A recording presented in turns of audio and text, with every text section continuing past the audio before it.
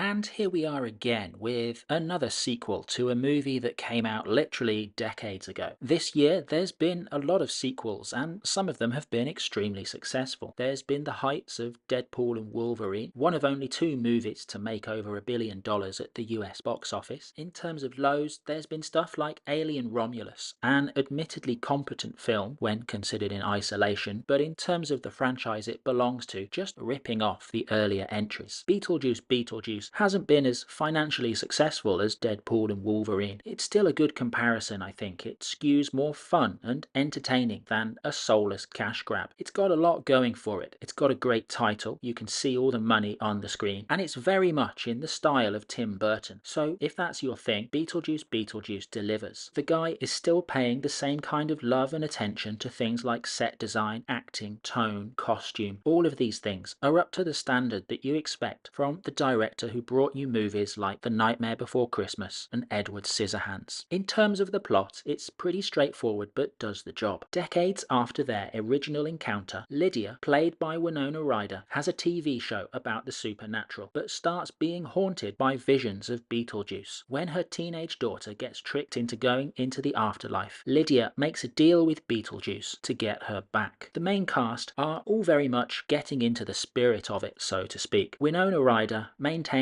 an entertaining exasperation throughout the movie, while looking pretty tired throughout. Catherine O'Hara as her mother is having a lot of fun, and Michael Keaton as Beetlejuice himself manages to get to the same levels of energy as in the original. The teenage daughter was maybe the role that could have sunk the whole thing, but doesn't. If this was a Marvel movie, we know the writers would probably have made her a teenage genius who taught her parents a lesson about how to deal with ghosts, blah blah blah. But thankfully the movie avoids all of that, and it's just like a regular teenager you'd expect from any random pre-2016 movie, where sometimes she has some agency and sometimes she needs the other characters to help her out, which you could say of any other character in the movie as well. The supporting cast are also great. There's a blink and you miss it Danny DeVito. Monica Bellucci is a lot of fun, but is kind of more a plot device than a character. The standout for me is probably Willem Dafoe as the dead policeman Wolf Jackson, who was a terrible actor when alive and is really getting into his new role as a cop. It's ridiculous, but like I say, really fun. Justin Theroux gets the thankless, creepy stepfather role and is the protagonist of the only scene which felt very 2020s, when he refuses to allow Winona Ryder to medicate for her problems, throwing away all her pills. Other than that, Beetlejuice doesn't really feel like a product of the 2020s. It feels like a natural sequel to its own movie. One member of the original cast who was missing was Jeffrey Jones, who played Lydia's father in the original. He's had, how shall we put this, some legal issues, and his career has significantly slowed down since the early 2000s. They keep the character in the movie, but obviously don't want to use the original actor. How the movie gets around this problem is very inventive and very funny. Yeah, I keep coming back to the words funny and entertaining because that seems to be the vibe here. As much as a movie, it's a musical, it's a theatre show. There's loads of visual jokes that probably reward repeat viewing. There's the soul sucking, there's Bob and the other small head guys in the sales office with Beetlejuice as their manager. Clearly, a lot of work has been done on the small details in Beetlejuice, and I guess that's the kind of thing that only happens when you've got the people who made the original making the sequel as well, not just treating it like farming intellectual property. So Beetlejuice is a bit like a Halloween equivalent of Top Gun Maverick. It's unexpected, it's not necessary, but if it's fun and if they can keep up the quality, I wouldn't say no to Beetlejuice.